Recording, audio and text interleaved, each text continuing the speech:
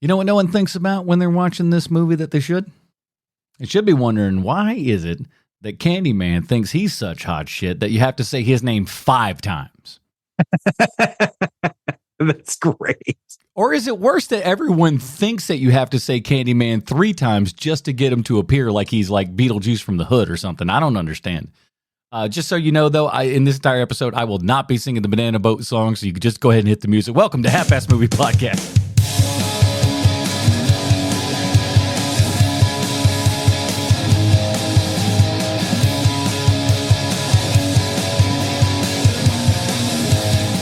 Ladies and gentlemen, welcome back to Half-Ass Movie Podcast, a show where we put together a half-ass theme as an excuse to watch movies. My name is Adam Portress, and joining me today, he too knows as much about the supernatural as he does interior design. Sweet Sean's Kovacs from the internet.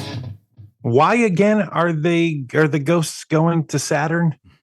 You know, it's where you go. And Bruce isn't here because his life is just a big old dark room. One big dark room. He's out this week and everything, but we wish Bruce the best of luck. He'll be back here next week. Well, we got a big one coming next week, so I think you don't want to miss that one here. But Sean and I are back, and we are kicking it off, everybody. It's September, and we've got 5 weeks to kick out our brand new series here, Michael Keaton, and it's just before the sequel, so we're here today to check out the original 1988 Beetlejuice, directed by one Tim Burton. This is, I mean, come on, with Beetlejuice coming out, we figure, hey, let's go back to the original source, and then we'll jump into the brand new one, and then after that, we'll jump into other Keaton films and kind of dissect the career from there. Yeah, and this is one of those movies too where I'm so glad we get to revisit Beetlejuice. This movie here, it's just it's so tight. You know, it's like an hour 30. It might be a little bit longer than that, but not really. Not by much. It's just there's no fat on them bones. It just goes, and it takes its audience like they don't think you're a dummy. You know, they don't explain everything away. I just love this movie so very much, and as I've said previously, and will continue to say, being a white nerd who is Gen X, you can't not love Michael Keaton. You have to love him. I mean, it's just the way that goes. And this is one of those movies where I don't know if it's overlooked. I kind of don't think it is at all. Actually, I think that it's looked over the right amount. But I think that this is one of those movies where you think that you think you like this movie, but you don't realize how much you love this movie, especially if you're a weird art kid like I was. Like this is the one of those movies that's just transitional for me, where I'm thinking like, oh, I like this movie way more than my friends do. And it's funny and it's bombastic, and it's in Beetlejuice. The name of the movie is Beetlejuice, even though he's only in it for 15 minutes. Yeah. And it's just perfect. And everybody is a killer in this movie. There's not like everybody who's in it is great. And you know, you've got Alec Baldwin looking like a perfume model in this movie. He's so good looking. It's impossible how good looking he is in this movie. He's so good looking that he makes Gina Davis look pretty normal, average lady, and she's freaking Gina Davis, for God's sake. You know what I mean? Like it is incredible. And Alec Baldwin, you know, I know that everybody thinks of Alec Baldwin as, you know, the guy that he is now because he's I thought you were going to go, listen, everybody knows Alec Baldwin is the guy who shot the cinematographer and the director. Well, I you know, that aside, like I want to take that part out, you know, like he wants you to know his political views constantly. Like, I don't care what you think, Alec. Let me just live my life, please. Yeah. I if I'm listening to you speak, I want to hear you talk about, you know, what it was like on Falcon Crest or whatever the hell show you were on. Like that's all I want to hear. Like I stop being in my face about your political views. Who was your favorite president to save in a movie? You know, exactly. Hey, Hey, how did you feel when they found out that because you couldn't do it, they replaced you with Harrison Ford? What was that like? What does that feel like? It was the worst day of my life. I hated it.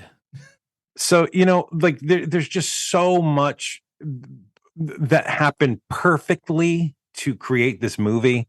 And Michael Keaton wasn't even the first choice for Beetlejuice. Like and then after they said no, because Tim Burton wanted to use Sammy Davis Jr. for Beetlejuice, which is so strange to me.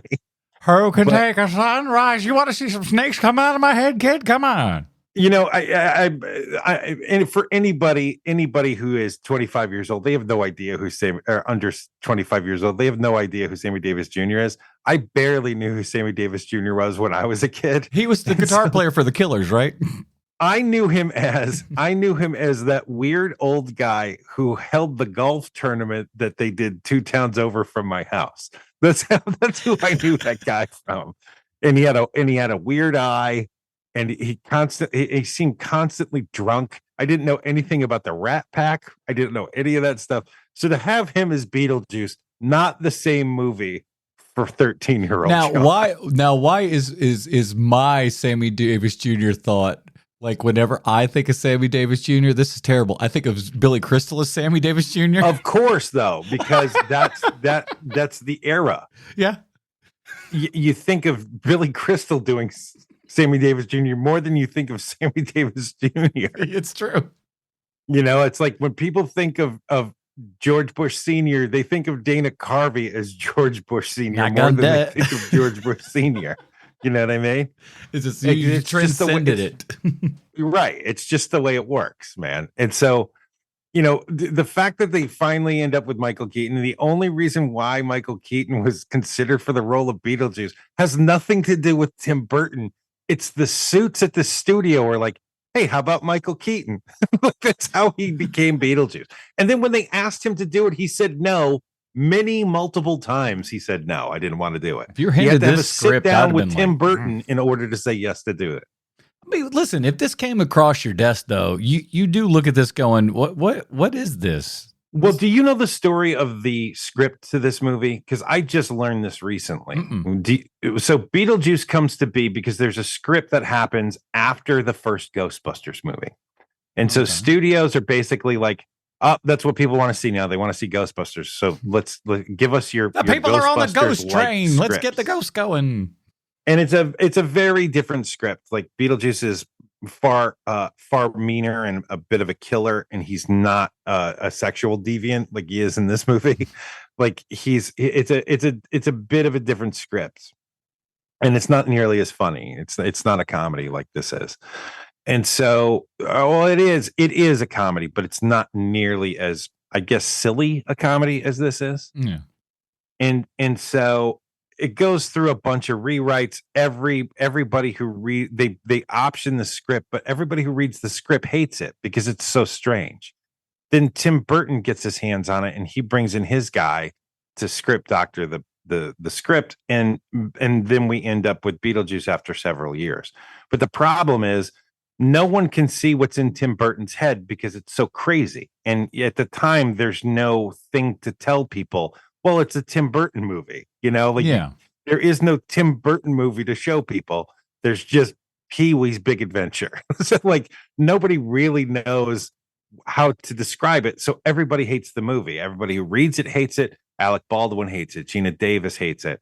Like no one understands what they're going for here.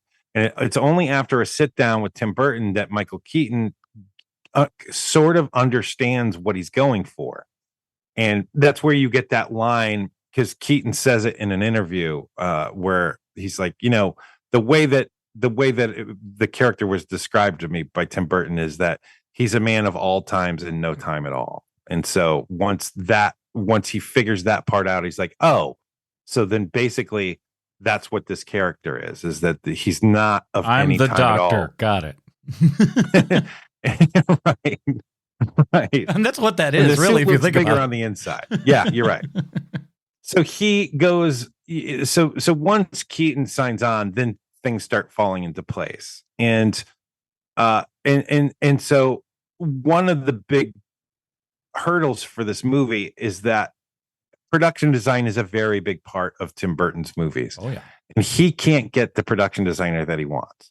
Instead, he ends up with this guy, Bo Welsh, who is now we know who Bo Welsh is now. Do you know who Bo Welsh is? Yeah. He's a very he's a often prolific production designer, and you can kind of tell when it's a Bo Welsh movie because his stuff is so like, oh, that's Bo Welsh who made that. And so he signs on for Beetlejuice, and they have this great working relationship, him and Tim Burton, which is surprising because from all interviews, no one knows what's going on in Tim Burton's head at this time because he's not good at explaining himself. You know, he's constantly staring at his shoes. He looks a little bit like the dude from The Cure, like all of these things, and people are like, this guy is weird. It goes, it's strange and kooky, and they're like, okay. Yeah, exactly. Okay, yeah, cool. Ska colors, so, got it. So that's your second thing. So you have Keaton come on, you get Bo Welsh on, and the third thing is the part that interests you the most, Adam, is that then they bring in Danny Elfman because it's a Tim Burton movie. You're going to bring in Danny Elfman, but Danny Elfman, without watching the movie, starts scoring the movie. And this is a big problem because the movie by script doesn't read the way the movie is.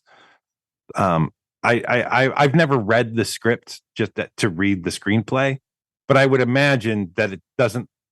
What's on the page looks nothing like what the movie looks like. I'm imagining.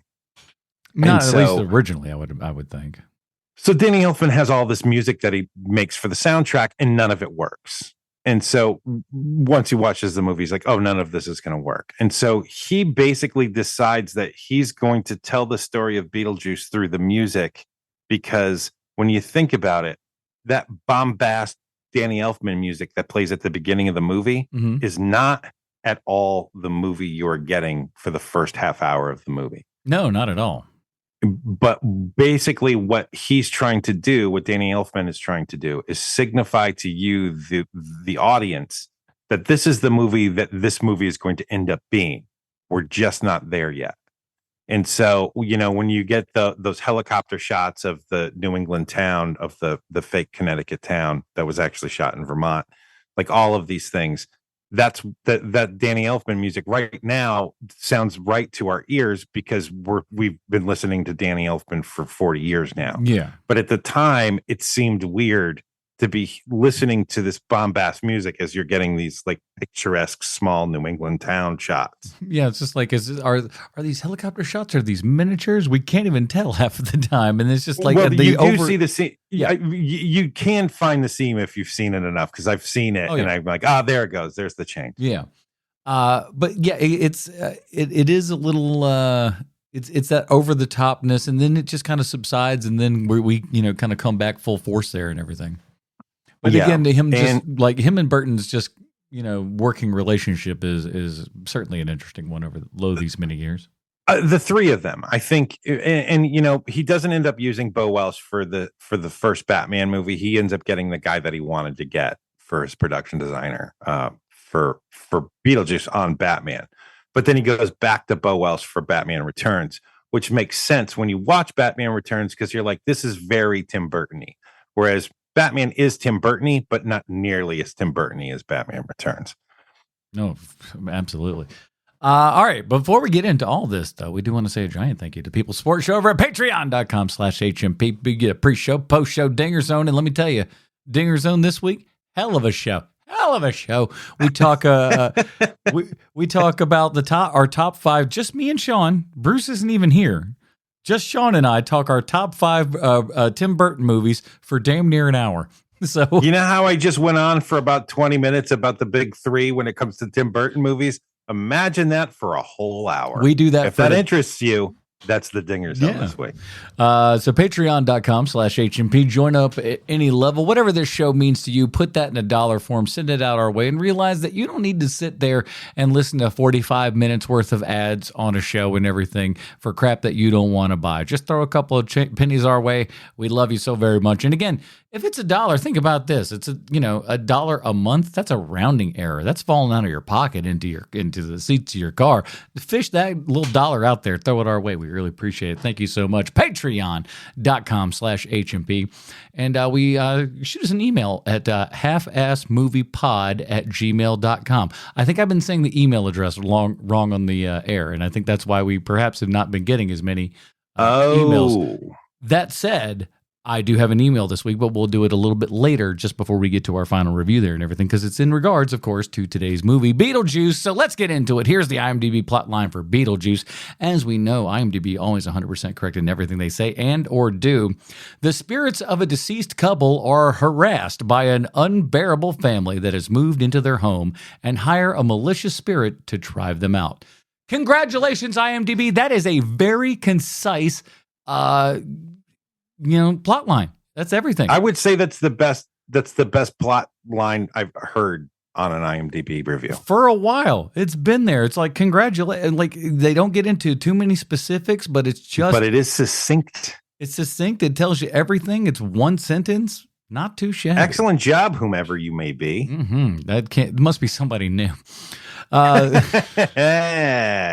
The story is by Larry Wilson. He would go on to work on The Addams Family with Tim Burton. Screenplay by Michael McDowell. He did many episodes actually of Tales from the Dark Side. He also co-wrote Nightmare Before Christmas and Thinner.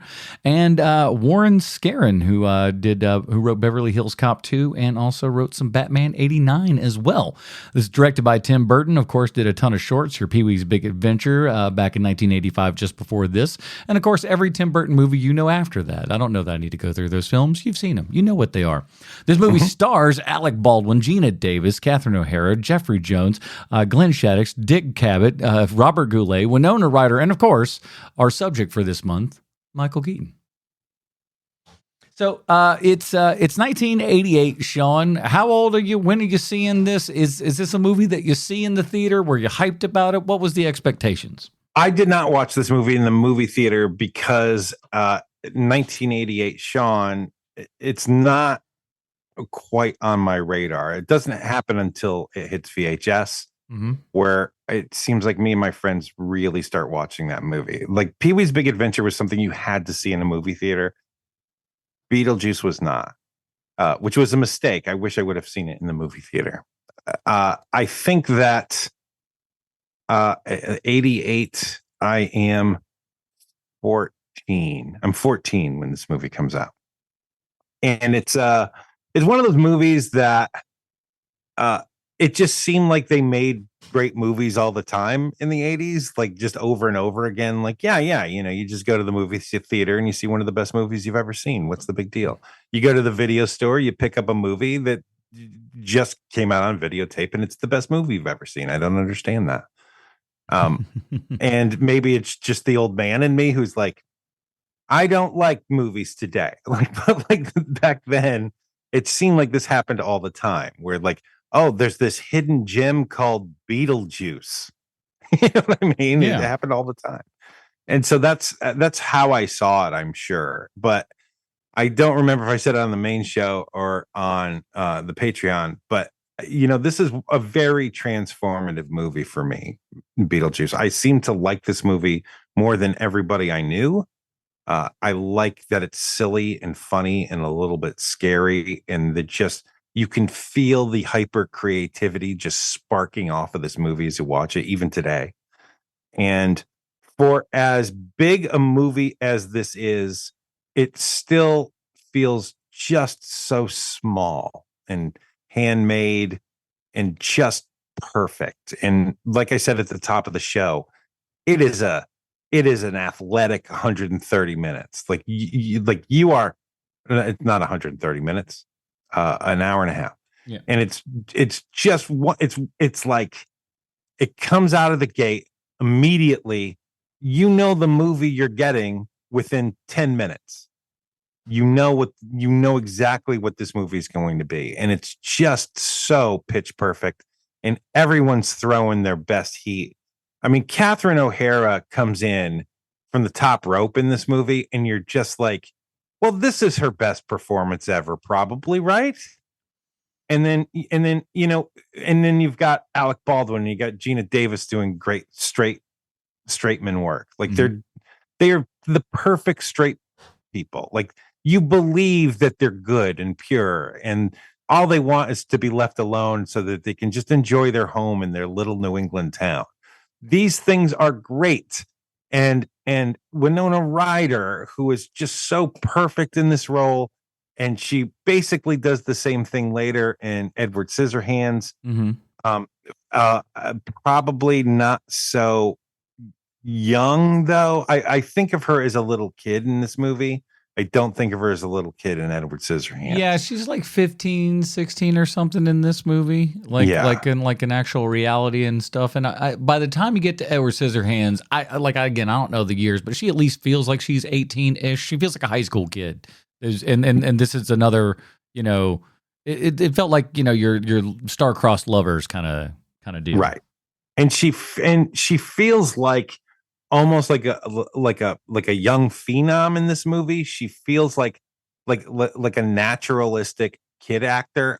I believe all the words that she says in this movie, which is difficult coming from a kid actor, especially in a Tim Burton movie. I don't mean this by how she's moving or anything, but she's an athletic actor in this movie. Yes, she is. She embodies what this character is, and again, the choices that she's making at her age and stuff. And like, now granted, Burton's directing some of this, but like some of it's clearly, I think, her choices and stuff that she's doing.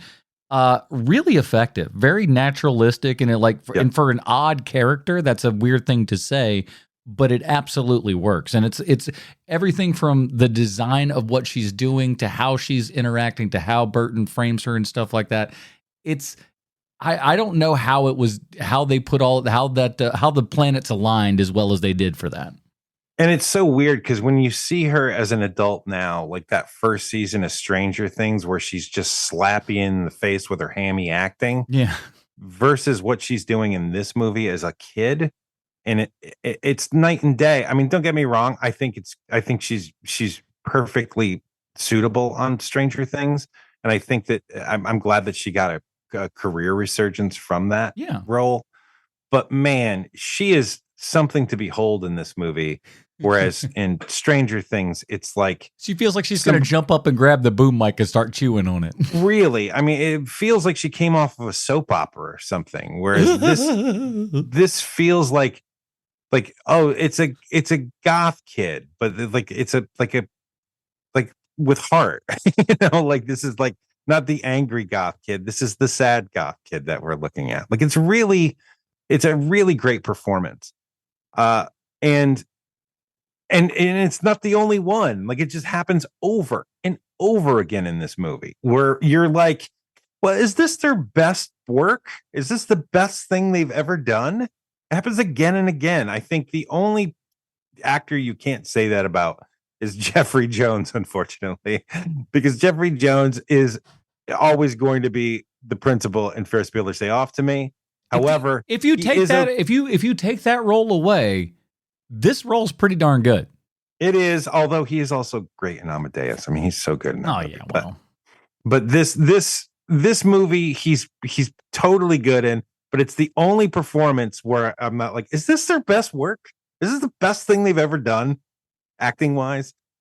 He's good in it. It's just you can't see Jeffrey Jones in a movie, man, without thinking like, man, it's a shame that guy's awful in real life. Yeah. It's just a shame. Ugh. He would have had such a long career playing this type of like homunculus white man. Big old doofus. Put upon white man. It's just like, we need to put somebody through the ringer. Get Jeffrey in here. Exactly, because he plays it so well. And he's not even the comedy. Like, he's not even like the guy that they're hanging jokes off of. He's just like a good presence to have in this movie so that it doesn't seem like Lydia is just completely, just left to her own devices. Her dad actually does care about her. and that's a very interesting dynamic because in a later Tim Burton movie, I guarantee you that character isn't in the script. Yeah. Like woe is me, my parents don't care. Like that's how that character would be now. Glenn Shaddix, I didn't realize exactly where I was like, at first I'm like, wait a minute, where do I? Oh yeah, fantastic cameo on Seinfeld. He was the super. Is he? Yeah, it's like it's him, and he's got a little guy Manny, and Manny only speaks Spanish and stuff, and I'm fairly certain. I could be. I'm 99. I say that now, like right now, I'm starting to question because you said the word really, and I was like, damn it, I better not be wrong. Oh, I see. I was 99%. Now you're like, really? I'm like, no, maybe not now. I'm certain you'd be like, oh, but of course. That's a great cameo where he shows up and he's complaining to Kramer and stuff like that. And I think it's the 90s and stuff. So I don't think they said they were gay, but they always, maybe insinuated him and the character were gay. That Asian lady that's smoking right next to him is pretty explicitly saying that he's gay at the dinner table. No. I'm talking in the Seinfeld episode. Oh, on Seinfeld. Yeah, it's kind of back then you could. 90s. Back then it was just like, oh, yeah, on TV. Are they gay? We're not here. I also know him from Heathers. He's in Heathers. He plays a pretty big role in that, and that's another Winona Ryder movie. So I'm wondering if maybe he gets brought in because of her. Maybe, I don't know. You never know. It don't hurt nothing, I don't think. Sure. So while watching this again,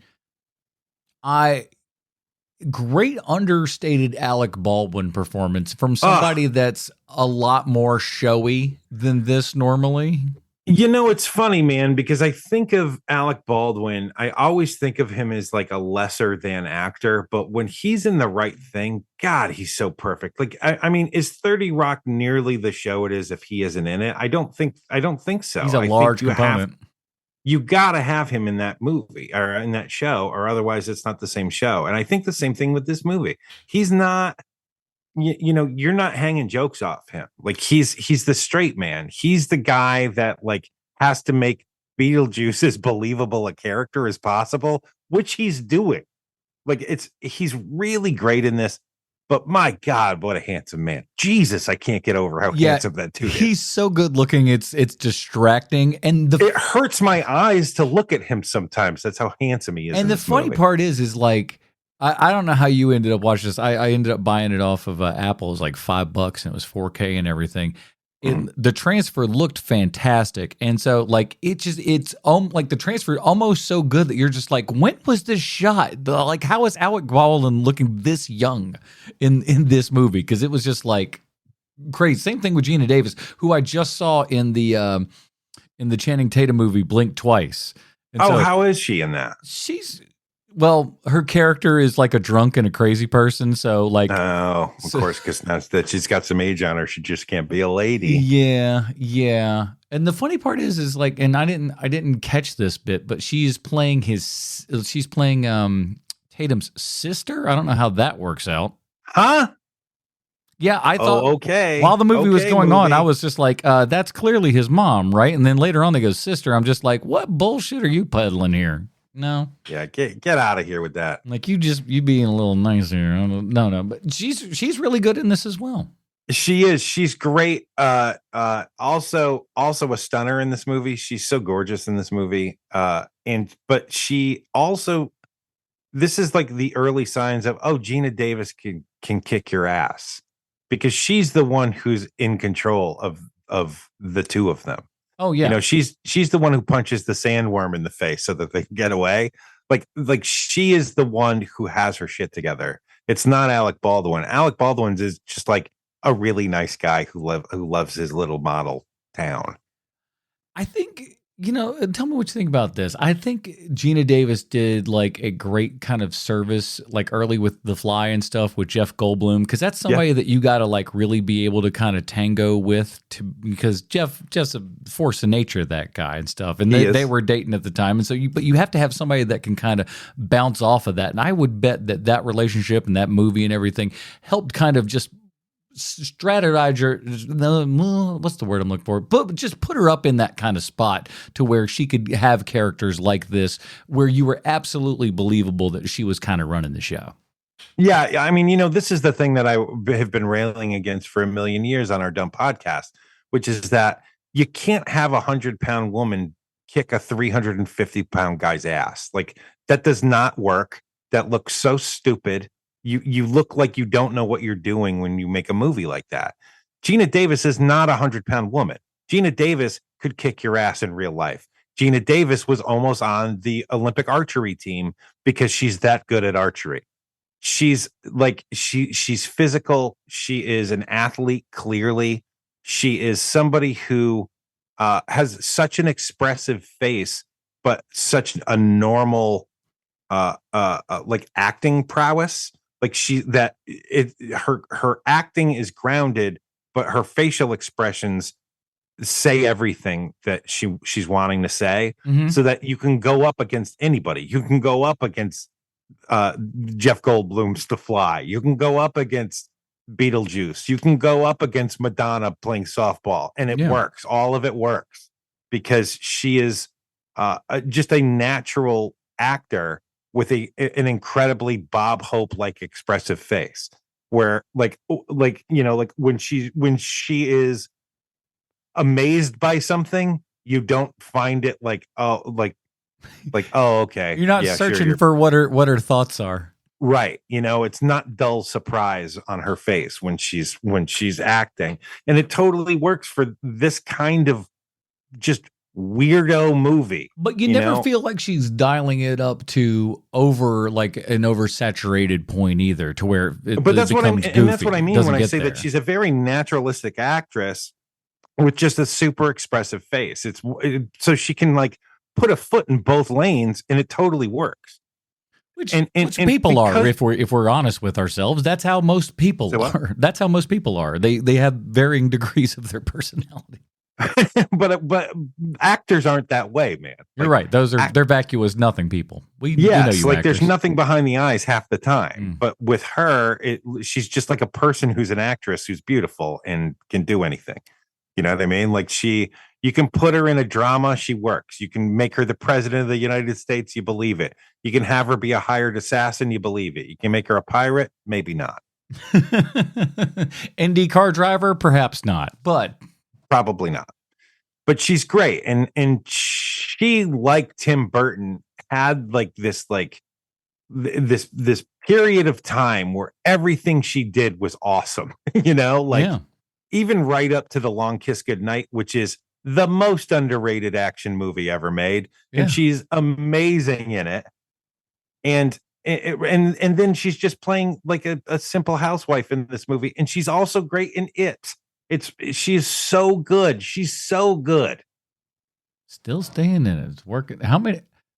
52. I would have figured a little bit more. 52 acting credits. I'd have figured maybe a little bit more, but good on her. I would imagine that there's probably a couple of years where she had to take off. Like, after the flop of that pirate movie, she's probably like, you know what? I'm going to take a year off here. I don't know. It looks fairly consistent. Just really? From a quick little swap there through. I didn't look super hard, but just a kind of year. Not too bad.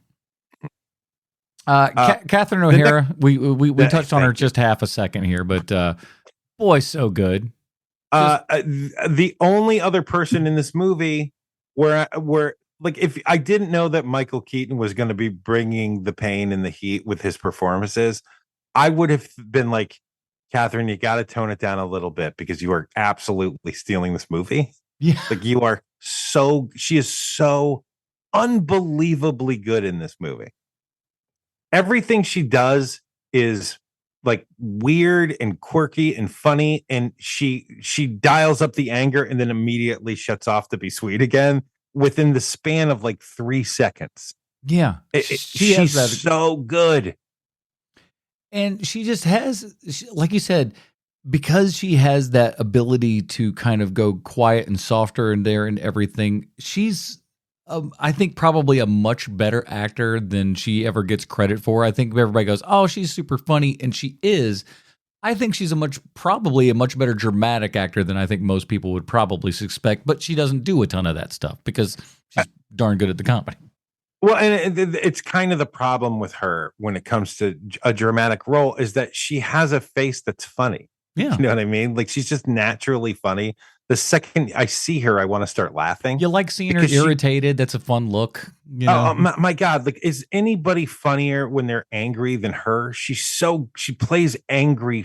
She plays funny, angry so well. And she's one of these people too, who like, she can play an idiot. She can play smart. Mm-hmm. She can play like she can do everything. And the thing that I didn't realize, I just read it when I was looking into this movie this week, is that she met her husband on this show because I did not know that she's married to Bo Welsh. Yeah, that's crazy, isn't it?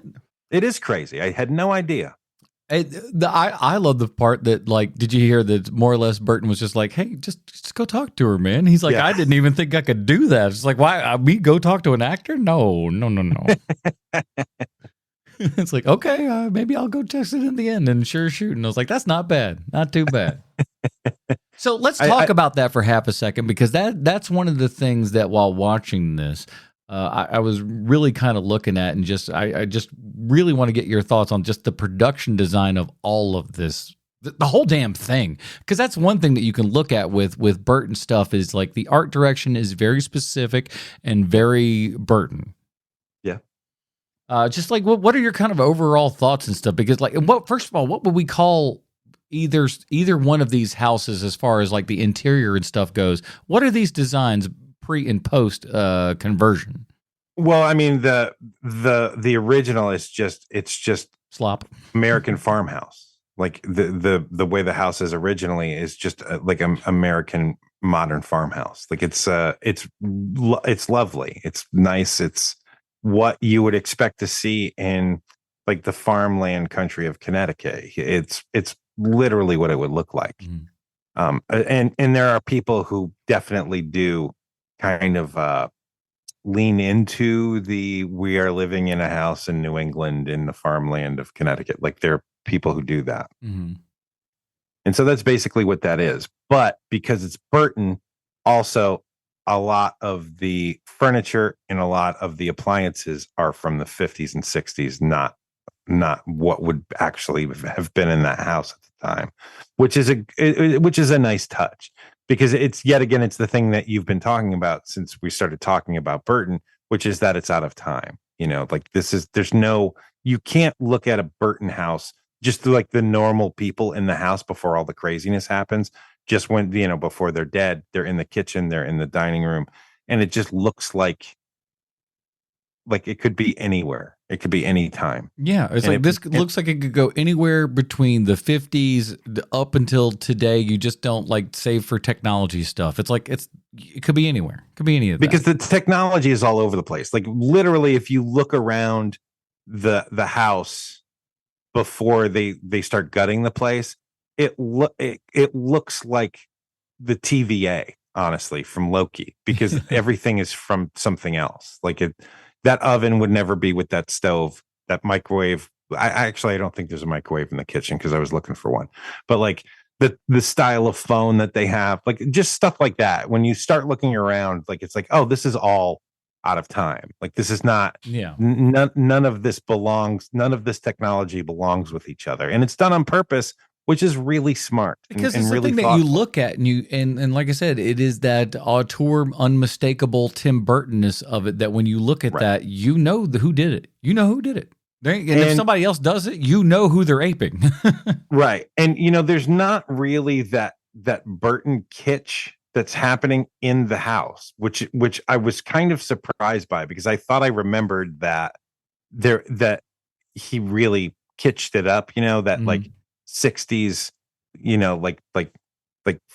like bachelor pad looking stuff that he likes to put into a lot of his work, but that's not here. It's not in their house. And so what of the new place? It's some sort of modern It's German expressionism, basically. I mean, that's where a lot of his stuff comes from. Even the Otherworld stuff is German expressionism and like brutalist modernism and things like that. Like he loves things that are off center, and he loves things that are at angles, weird angles, like doorways that don't look right. Like that's kind of his jam. Yeah. And it's always been his jam. Even Pee-wee's Big Adventure is like that. And it totally works for Burton, man. It's the kind of what makes him and Bo Wells work so well is that it seems like these days they have a shorthand, but back then they were kind of working it out at the time.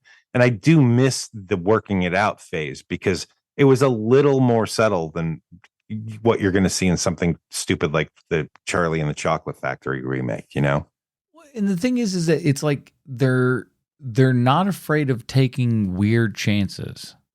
Definitely not. But I can't remember. I'm sorry I keep saying this, but we did speak for an hour.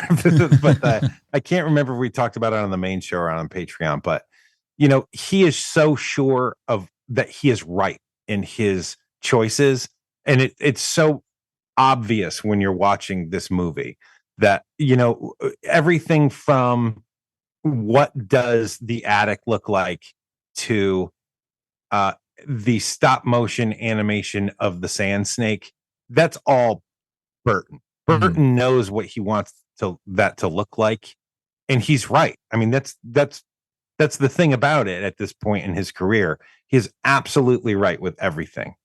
And because it's so different and it's so strange, but he knows what he wants it to look like. And it's not because he doesn't have that shorthand for his own visual style yet, because he's not there yet. I think that doesn't happen until after probably Batman Returns, where he's like, we'll just shortcut this. We'll make it something Tim Burton-y. Yeah. It's like to the point where he's put a stamp on it and just kind of go like, there you go. Let's make that mine.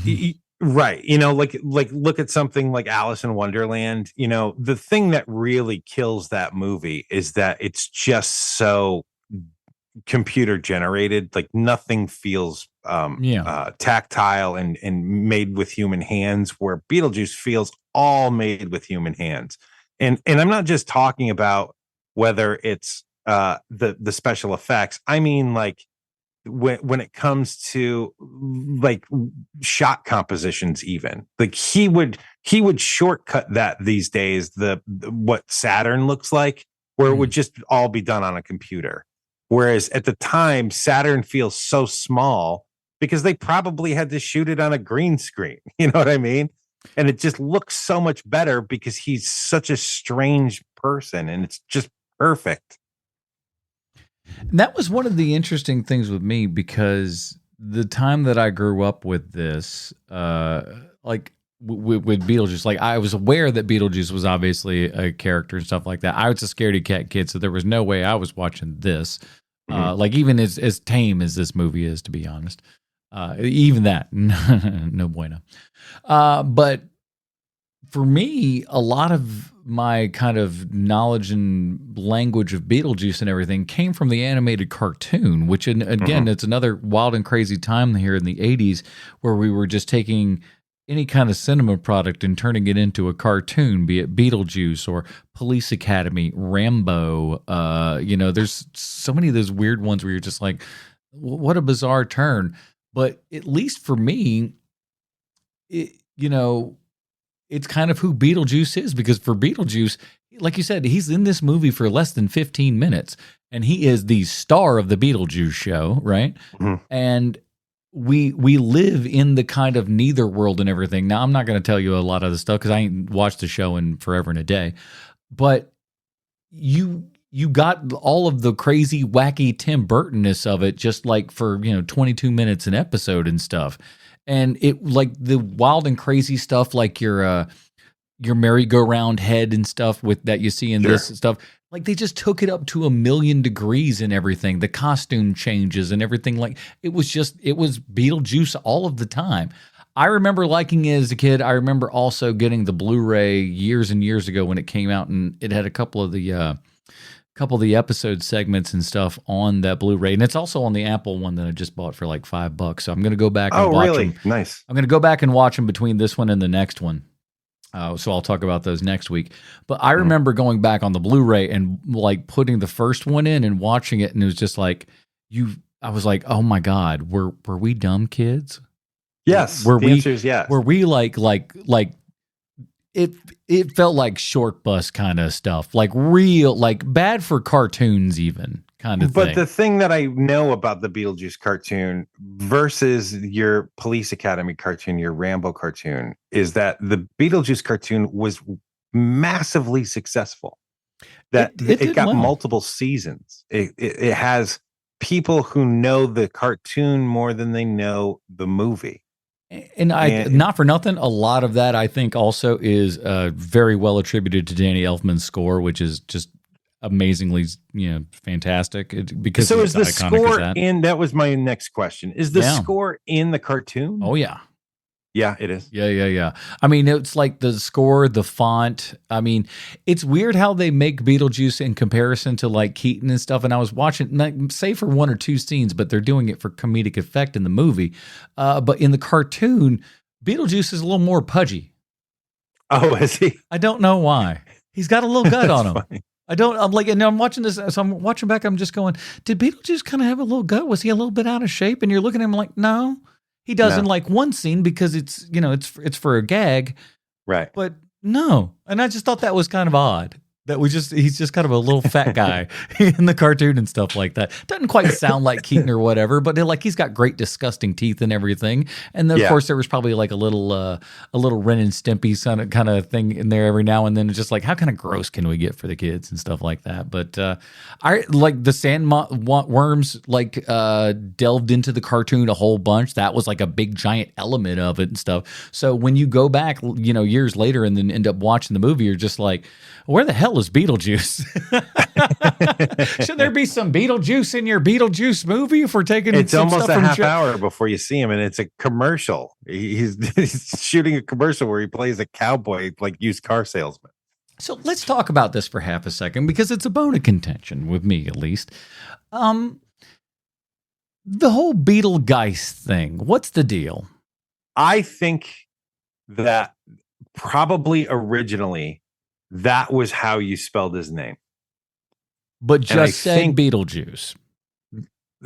It's pronounced Beetlejuice, but I think that's how originally that's what they wanted his name to be spelled like. Right. It sounds to me, it feels to me, and no one's ever actually come out and said this. And I have you seen that documentary, the documentary for the recently deceased about Beetlejuice? Because I have not seen that yet. No. I'm going to watch it this week because I have time. So I'm going to watch that this week because I'm very interested in that. But it feels to me like it's like the studio wanted one thing, the movie makers wanted another thing, and so they just came to an agreement that this is how they'll do that. Because I know that Tim Burton wanted to call it Beetlejuice from the beginning, and the suits at the company didn't want that name. They're like, that name is ridiculous. It's such a weird name. You've got such a weird movie. They wanted to call it something very simple, like Ghosts in the House or something like that. Yeah. and so it sure feels like a compromise that, okay, we'll call the movie Beetlejuice, but instead of spelling it that way, we'll spell it like the way that it sounds. And, it'll be easier to remember because when you read that Beetlegeist spelling of his name, it's not as easy for kids to pick up that says Beetlejuice. That's my guess. I don't know fully, but that's my guess. Yeah, it just sounds like they were just kind of like grasping at straws there, and they're just like, listen, no one's going to understand that this says Beetlejuice. I get that you want to do this, but you can't spell Sarah that way. You know what I'm saying? Well, if you're naming the character after the star, which I think is what they're doing, especially with all of the strange, Saturn stuff, that I would imagine that Beetlejuice is probably, and also isn't that like the name of a demon? Also, I want to say anyway, it would make sense that we'll just name it Beetlejuice spelled Juice, and then finally, Warner Brothers or whoever was finally, you know what? Fine. Okay, fine. You win, Tim. You win. You can call your movie Beetlejuice. Wouldn't it be great if in this new Beetlejuice, we get him like addressing that sort of thing? Like, didn't you used to be called Beetlegeist? I don't want it addressed because they do bring that up in the movie, in the first movie here. Yeah, because they mispronounce his name. There's a lot of things in this movie that just kind of happen on account of like, that's where the story needs to go. Shut your mouth. Yeah. Well, there's a ton also I didn't realize, because I know that Tim Burton is a bit of a perfectionist. I'm kind of surprised to learn how much improvisation Michael Keaton did on Beetlejuice. Like, it feels improv, but I know Tim Burton enough to know that he probably, it might be the last time something was improvised in a Tim Burton movie. I can't cut to this.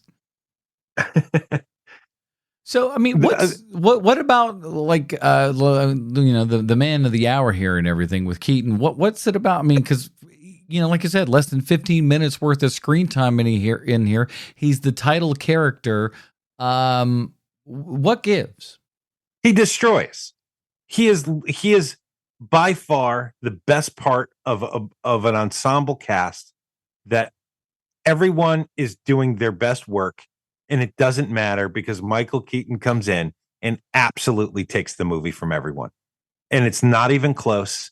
And he is perfect, even though, like, at this point now, basically the only way you could describe his character is that he's Beetlejuice-like. Like, there's no other character. Like, if you're doing something after this, that character is a little bit like Beetlejuice. There's nothing before it. He absolutely destroys. He the commercial that I mentioned earlier, where he's the used car cowboy salesman. I love that. Yeah. That is so goddamn funny. That is so goddamn funny. Well, I'll tell you what, there. And you can't even understand what he's saying half the time. Like, I mean, I know now because I've seen the movie enough, everything he says to everybody in that movie, but you can't do it in one viewing. You don't know everything he says because a lot of stuff is under his breath. He uses the F word to describe the model, which I caught maybe the last time I saw it, not this time this week. But I was like, Beetlejuice just threw the F word out there. One of the few PG movies that got away with a single F bomb. Well, it's because it's hard to understand what he's saying half the time because he talks under his breath a lot, and like he's basically talking in front of your back as he's talking to you sometimes. Like he's talking shit and he says it under his breath, so a lot of people don't understand what he just said. It's just he is the absolute best. Like he is after like I know that everybody loves him as Batman. I know. I get it. He's great as Batman. But God damn it, this is Michael Keaton's best role. It's not even close to me. I think that if you put him in for more, it's less. But the fact that it's 15 minutes of him going whole hog on everybody in this movie, and like he is such a force of nature, and that's how they play him. They play him like a force of nature, where they're like, oh, we got to lock him up. We got to lock him back up. It's so perfect.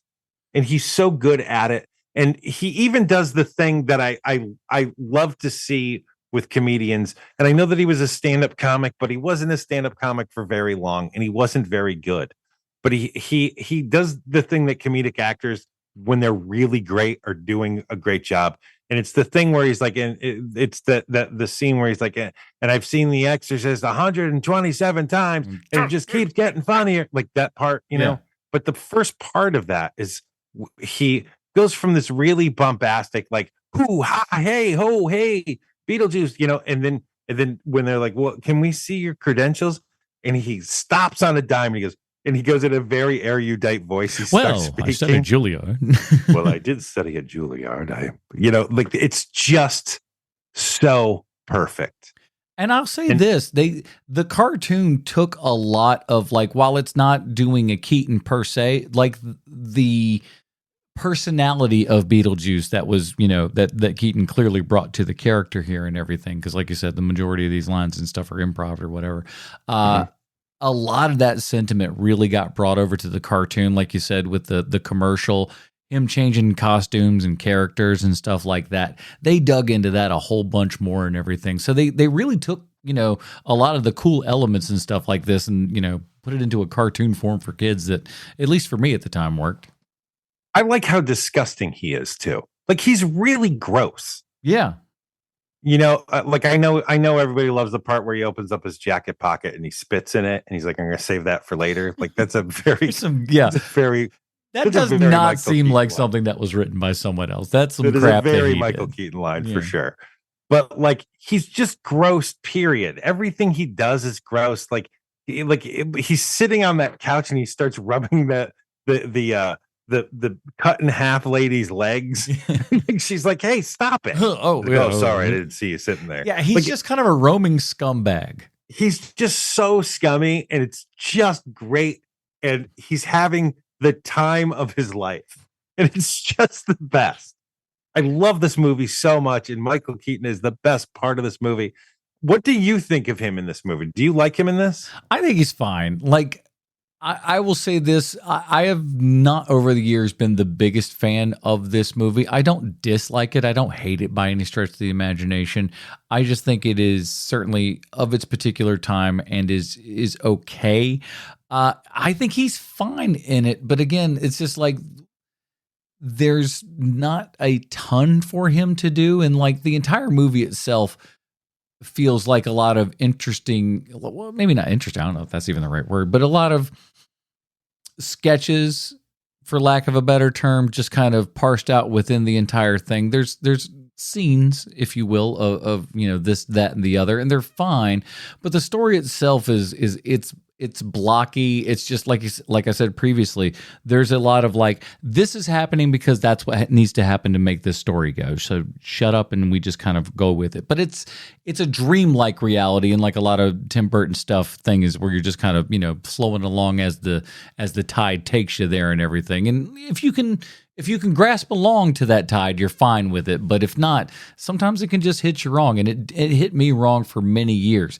I will say upon this viewing, I want to watch this movie a couple more times to kind of give it its due. I don't know that if I may cut in for a second, you are completely entitled to your opinion, even though it's wrong, and you should fucking feel bad. Well, I feel bad, but not for that. The thing that I really love, the thing, because it's not, to me, it's not set up like sketches. The way that this script works specifically when it comes to Beetlejuice is it's literally, you do not want to unlock that door. Well, we have to unlock that door because we have this huge problem that we ourselves can't fix, and this guy can probably fix it. Right, but then that problem's going to be bigger than the problem that you're trying to fix. Like these are the things that make it work so well. And to me, having him be the force of nature. I mean, he really is like this massive tornado when he comes in anywhere, and you can feel it. Like he's just, there's so much happening when he's on screen that like it really feels like he did like all of the cocaine before they started shooting. Doesn't it feel that way to you? Listen, if there was some illicit drug use on this set, I would not be overly surprised. It's 1988, so maybe. I mean, we're right at that pivot point of like, are you still, doing a Stephen King movie in Wilmington? No, but you're close. Like you're 3 years removed from that. We're starting to get into a like AIDS is starting to become a thing, Yeah. And but Coke is probably still there a little bit, because Coke probably went on a little past the AIDS, I would think.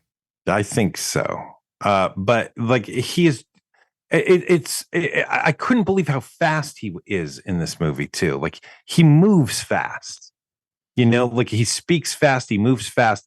He does a lot. He's very physical in this role, which you don't see a lot of from Keaton. Even as Batman, he's not that physical. Mm.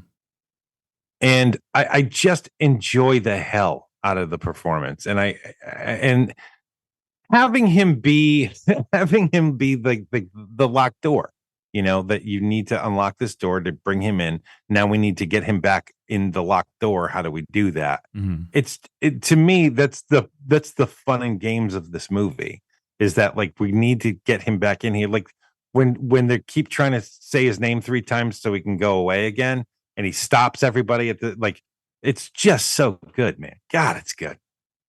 Let's get to we haven't done this in a hot minute, but let's go to the mailbag. Yeah. Bale's here.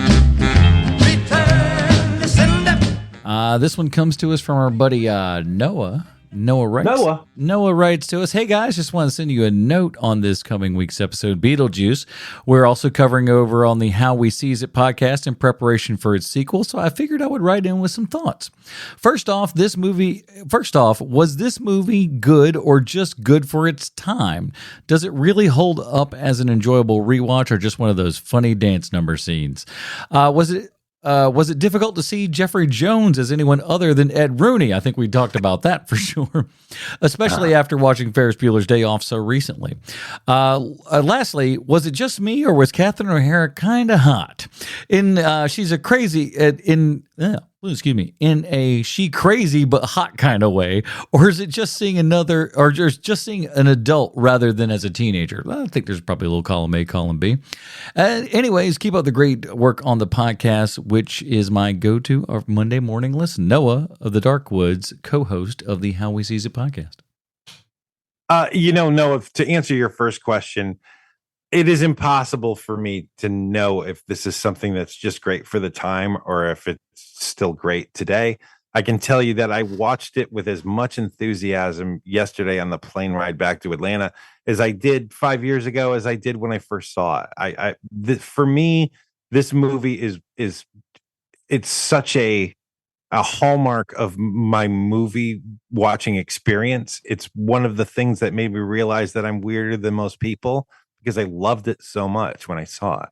So for me, I can't answer that question for you. I can tell you that I think that it holds up, but it holds up in a way of like, this is from a different time of movie making. That other than, it doesn't look like a modern movie. And for me, that's a benefit of the movie. What do you think, Adam?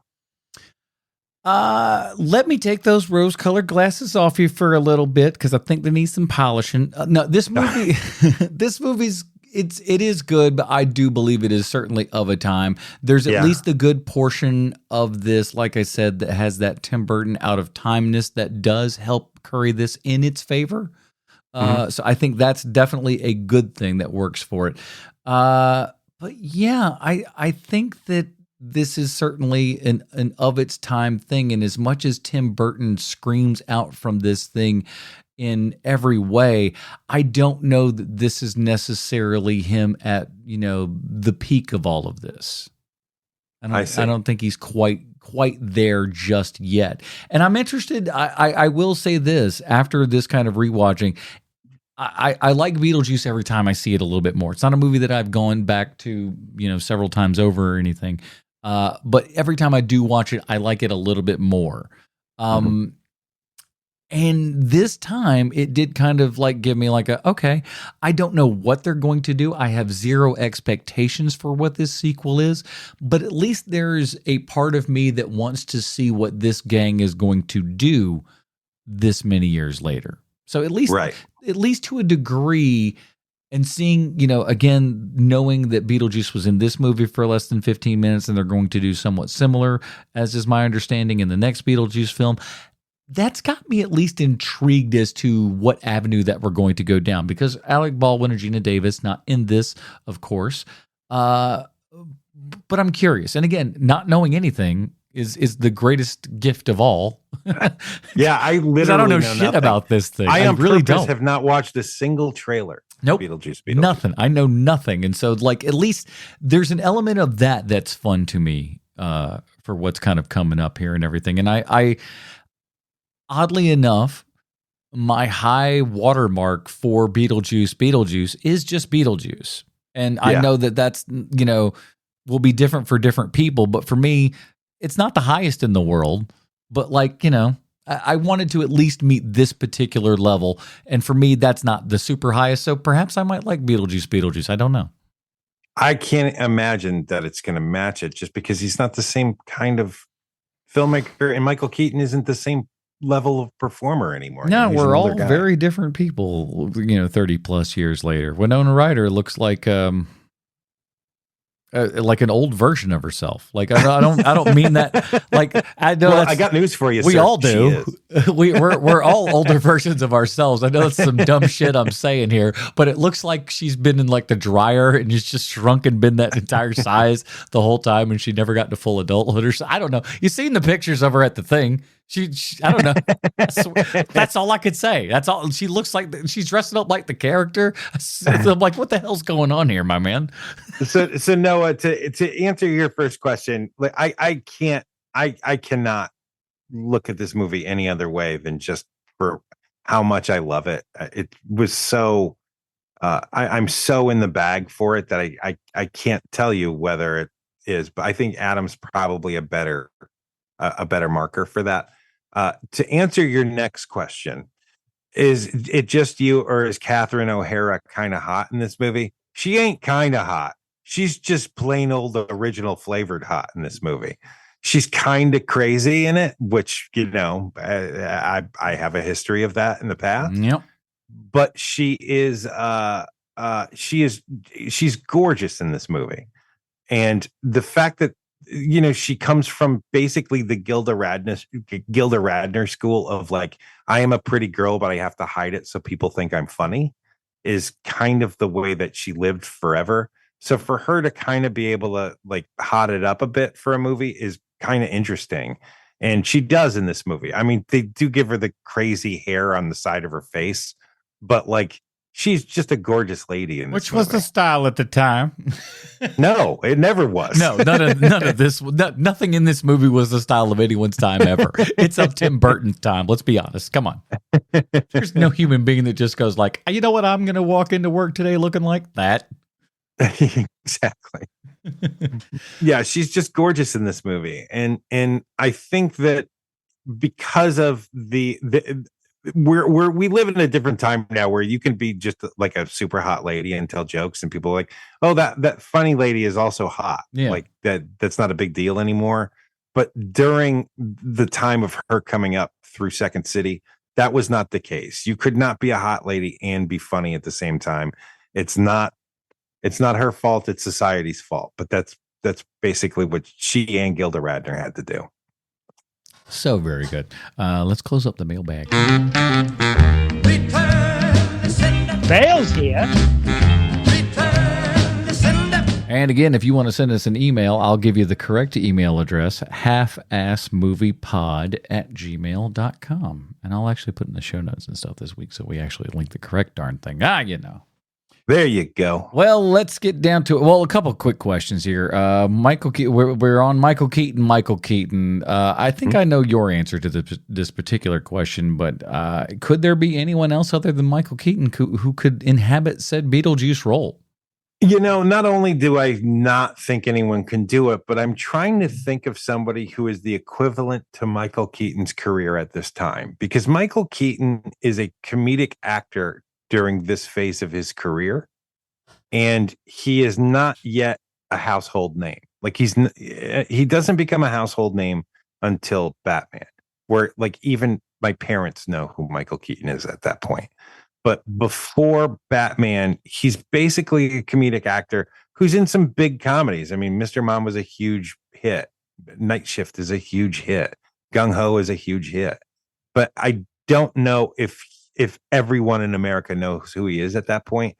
And I can't think of an equivalent career to where he is at his career during this point in Beetlejuice. Like at any time, like modern equivalent. I can't think of anyone. Can you think of somebody? No, it's been an interesting career for this guy.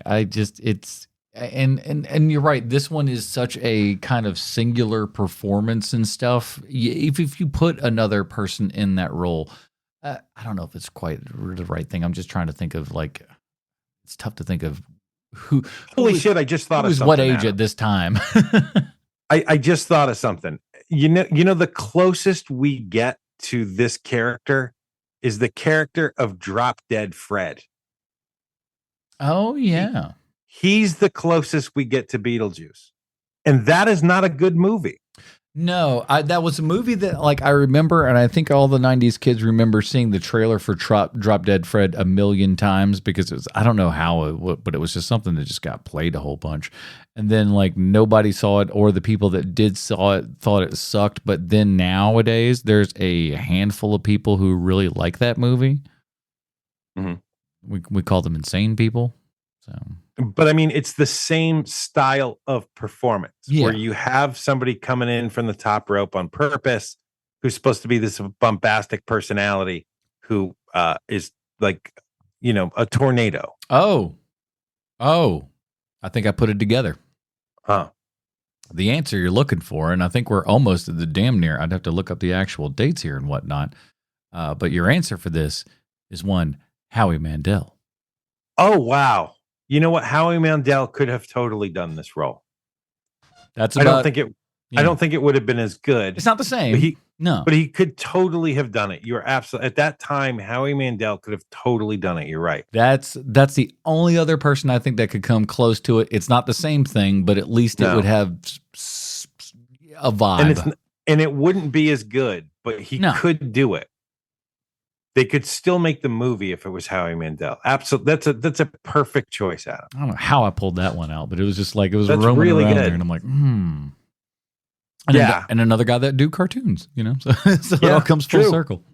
True, and has a weirdly like his career is kind of like Michael Keaton's in that he did a lot of serious roles for a while. Mm-hmm. You know, he's the funny guy on Seen Elsewhere, but he did a lot of serious stuff on that show too. Underrated. Oh, wow. That's a really good choice, Adam. Good job by you. Well, now we got to get down to our final question. Is this movie, movies only come in two forms, people. I don't know if you know that. They're either art or fart. Sean, where does Beetlejuice from 1988 fall for you? Art? Well, come on, man. You know, I think that this is, not only is this art, this movie made me want to know more about art. You know, I wanted to know how it worked. Why does this movie look so weird? Why is this movie funny and gross at the exact same time? How does that work? Like, there's a lot about this movie that made me who I am. And so for me, it is art all day long. Ladies and gentlemen, I don't know if you know this, if you've been around this show for a long enough period of time, but there was a time where Sean and I did the show in the same room. And I'm glad that that's not the moment right now, because I have to go ever so slight to a fart on this movie. I understand that you don't like it it's kind of impossible for somebody to like this movie more than me, just because I have so much wrapped up of my own shit in it. So I do understand that. And I get why people like it. I do understand it. It's not necessarily for me, but like it is what it is. It's like, to me, this feels like a great Tim Burton sketch pad, right? Like I found Tim Burton sketch pad that's got like a lot of cool ideas and stuff in it and everything. But they were like, let's do this as a movie. And I'm like, well, don't we want to do a little something? They're like, no, we're doing this. The best car chase, the best bridge death you'll ever see on film, ever captured. At this point, I'm going to be honest with you. I think those people deserve to die. You know, we didn't need those sons of bitches going in there dying in like 8 feet of water. What the hell is that? I do have to say that is a pretty poor accident scene. Although I do love that the dog is holding them up. That was amazing. I gotta say, I love that the fact that the fulcrum of the dog, the 8-pound dog, is holding this whole damn car up.